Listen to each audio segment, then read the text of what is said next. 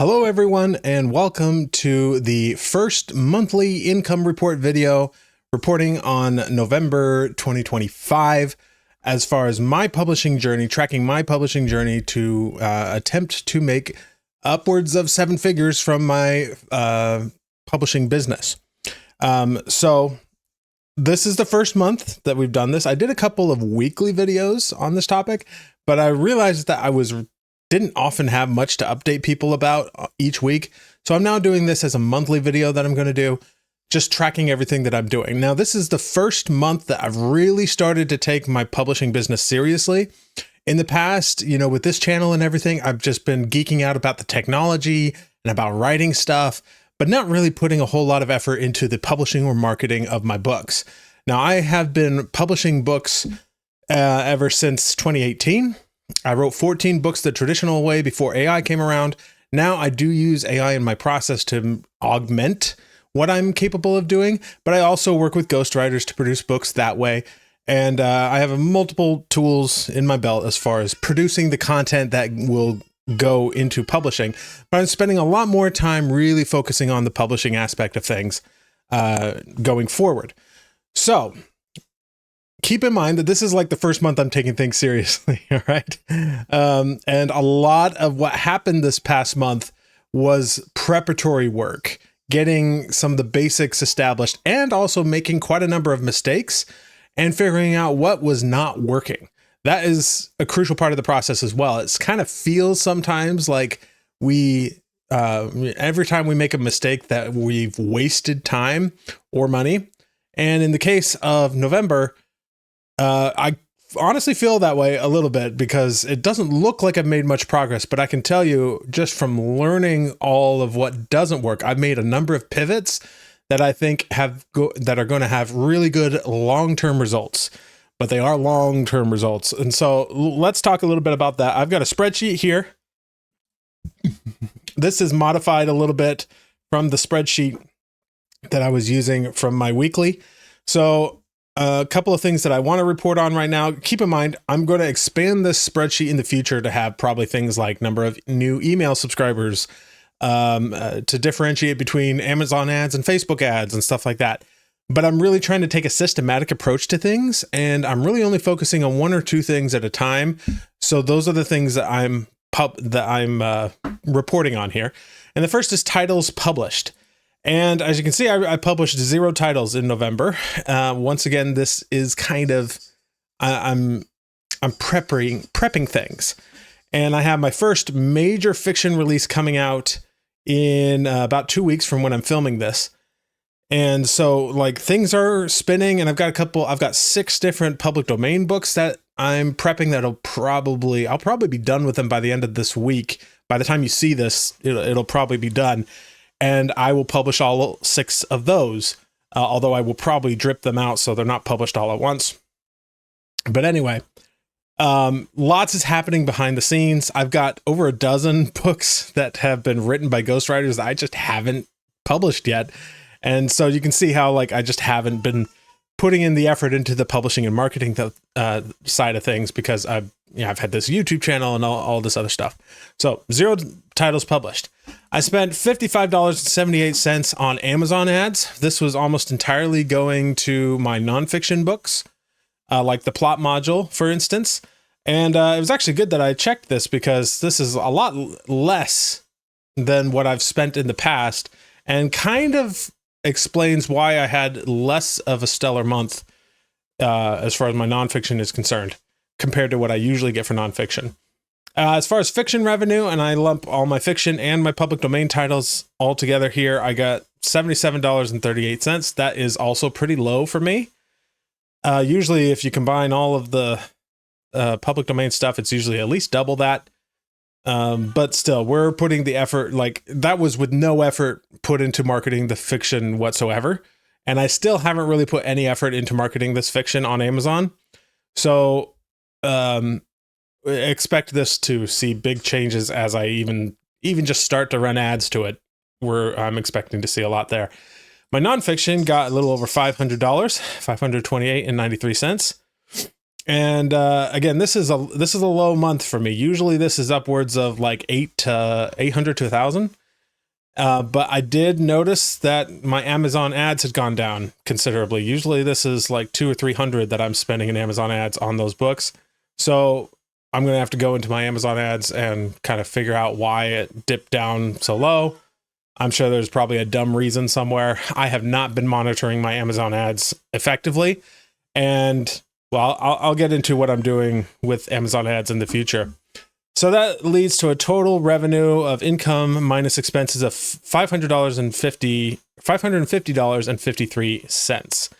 So I've also made a couple of notes here that I want to talk to you about, just as a just some ideas on what I'm working on and how things are going. What's been happening behind the scenes, right? And the first thing is that I've kind of gone over this already, but I've tested a bunch of things already.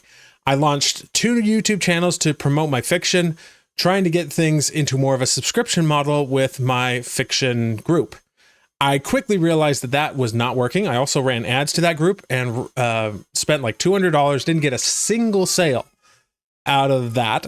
And I'm not reporting those expenses here, by the way, because what we're reporting here is just what I'm spending to my Amazon store. Okay, so I've kind of cut out all of the additional expenses that I've had for now, because I want to keep it focused on growing my Amazon business, because that's the biggest pivot that I've made this month, is deciding to go from this weird business idea that I had that has worked in other things. It's worked for my Story Hacker group and all of that, to focusing more on an Amazon first business. The reason being, I think I need to master the basics before I can go to something a little bit more complicated. And the basics include things like learning what sells. And the best place to learn what sells is to sell on Amazon. So I figured better to go back to basics, go look what everybody's talking about on how to be successful on Amazon, and really take it seriously and go deep on it. So that's the biggest pivot I made in November, was making that change. As part of that, I decided to get a pretty expensive coaching package. I do believe that coaching is probably the best investment that one can make for the potential growth of you and your business. And so if some of you may have heard of Brian Cohen, he's actually a friend of mine. He lives not too far from me, actually, here in North Carolina. And I knew him as a friend, but I knew he also had this high-level coaching program for authors who were making a lot of money already from their books.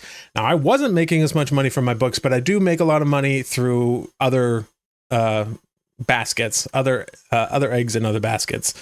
And so I talked to him, and he was just like, yeah, we can get you in, and we can do this. So I was lucky enough to get into his program called Pathfinders. And I am now doing that. And it's because of him that I already have a date set for my next major fiction release. I realized that I was just, a lot of what I was doing there was just, I was just sort of dragging my feet. And I don't really know why, because I've published many books before. I know how it goes. But anyway, that's been really helpful so far, even though it's only been a couple of weeks that I've been in that program. I have a coaching call later today, actually. The other thing, there are 2 areas that I have started really going deep on when it comes to learning the basics, right? And based on just my general knowledge of the industry that I learned from working at Kindlepreneur for a couple of years, as well as publishing several books before that, is that genre research is important, but I haven't really taken that seriously, right? I was kind of just like, yeah, genre is important. I'm just going to write the fantasy that I like and then try to make it work and market it to the most similar genre. But what I've come to learn as I've dug a little deeper on this is that it's a lot more than just saying, oh, this is a fantasy, right? Or this is a spy thriller, or, whatever your thing is, clean romance. There are specific tropes and specific beats that you need to hit. And a lot of people don't like that. They think that like, oh, that's, that limits your creativity and everything. And I disagree. I was told, I remember taking like a marketing class way back in college, and I don't remember anything that was said in that class except for this one thing that he said, that constraint breeds creativity. And so if you give yourself a couple of points of constraint, what I'd call tropes, your creativity can actually flourish. But the reason they're so important is because you think of a book like a recipe, and imagine you go to a pizza shop and you order a pepperoni pizza. You expect to get a pepperoni pizza. You do not expect anchovies and, spinach and tomatoes and all of these other things to be put on your pizza. And if the person did that, and maybe instead of putting it on some bread, pizza crust, they put it on a giant piece of lettuce, right? And if somebody gave you that, you wouldn't praise them for their creativity. You would say, I ordered the pepperoni pizza. Where's my pepperoni pizza? And then you would leave them a really scathing review and never go back there again. That's the way tropes work. People are looking for something very specific, done really well, and maybe with a little bit of an extra flair on top, but you need those basic ingredients. And that's what I've been learning. And so I've been going really deep lately, and I'm going to actually be producing some guides on certain genres that I've gone deep on, because, being something of an AI expert, I've been able to analyze these things at a deeper level that most people do not do, and create guides for myself to go into this level of detail. And I've really learned that I had not been doing what I should have been doing with genre research, and it's probably the number one reason why I was failing before as an author and unable to get certain books off the ground. Now, I will say there is a service that I've been working with called K-Lytics. This is their dashboard here. This is a service that I've known about. I've actually purchased some of their individual reports in the past, but this is essentially a ton of information that is put together by Alex, who is the guy who runs this. And I used to think this was like a tool, like Publisher Rocket or something like that, where you could sort through stuff. But really, it's just he's giving you a lot of data that he and his team have sorted through. And you can get that in the form of a giant spreadsheet that they give out every month. But also, they do these reports now and then with custom research on specific genres that are trending or hot or just interesting, rising genres and stuff like that. So we have, like, in October, there was a cozy mystery report. In November, there was a Christian romance report. Christmas romance report. One I've been going through in detail was this one, the urban fantasy report from 2025. Because I'm considering writing an urban fantasy, and I've gotten quite a few insights from doing this. I'll give you one example. I've learned that a urban fantasy with a female protagonist is often a very different type of book from an urban fantasy with a male protagonist. The quintessential male protagonist urban fantasy that you may have heard of is the Dresden Files series by Jim Butcher. That's your quintessential male urban fantasy, but a female urban fantasy is often quite different. There's often a lot more romance. The main character is maybe, I don't know.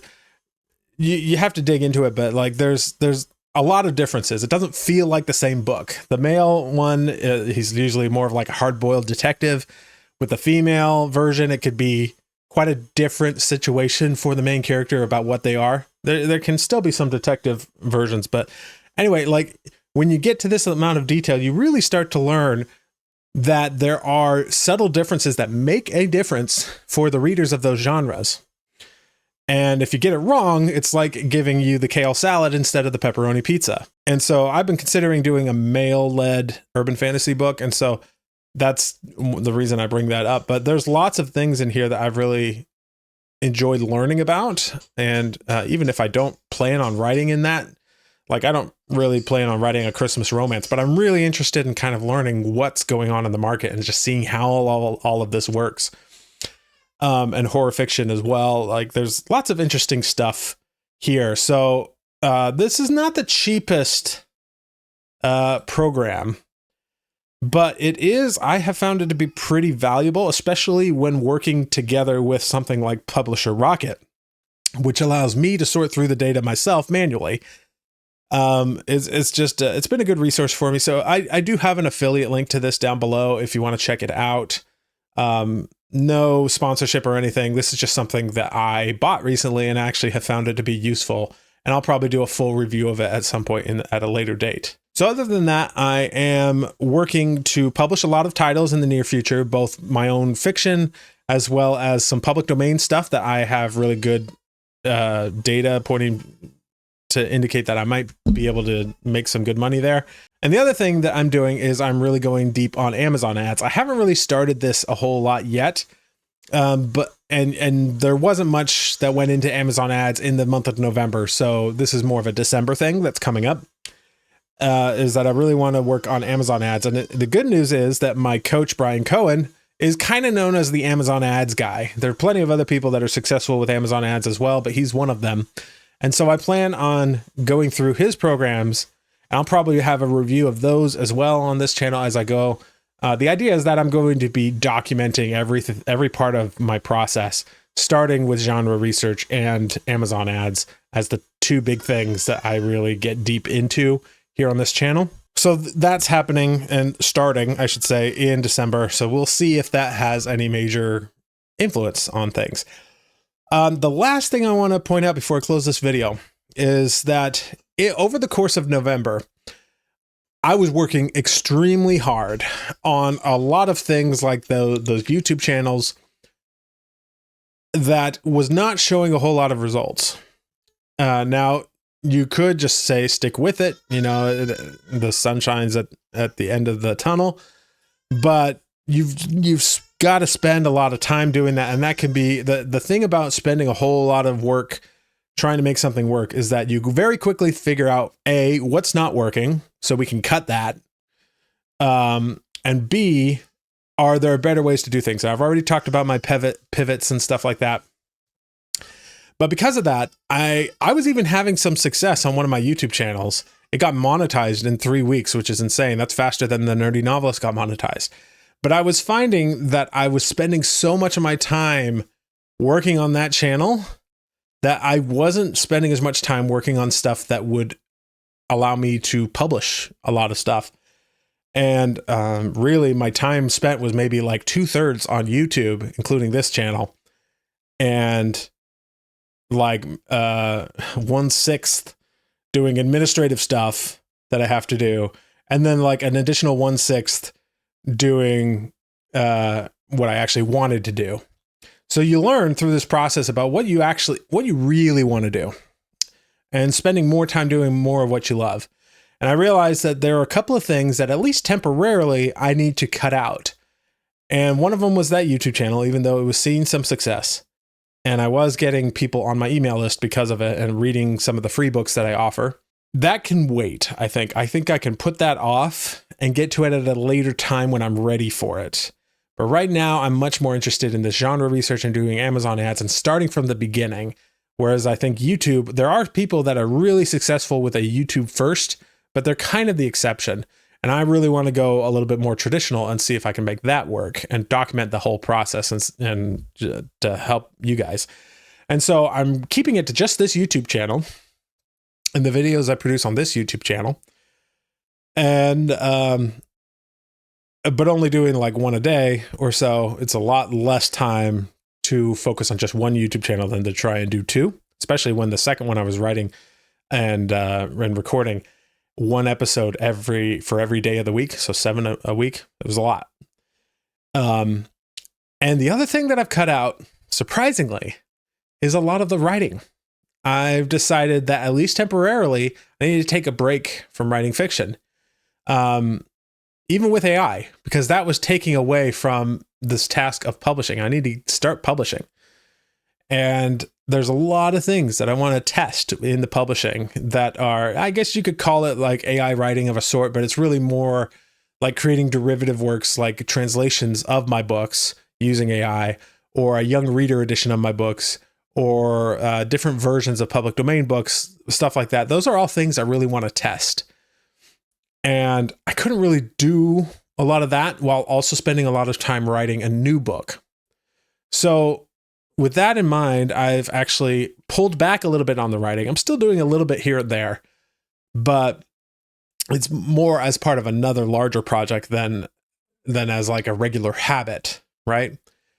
And focusing more on the stuff that I love to do at this period of time. And then, once I finish up a couple of these projects that I'm currently enjoying immensely, getting back to some of those other things that need to happen.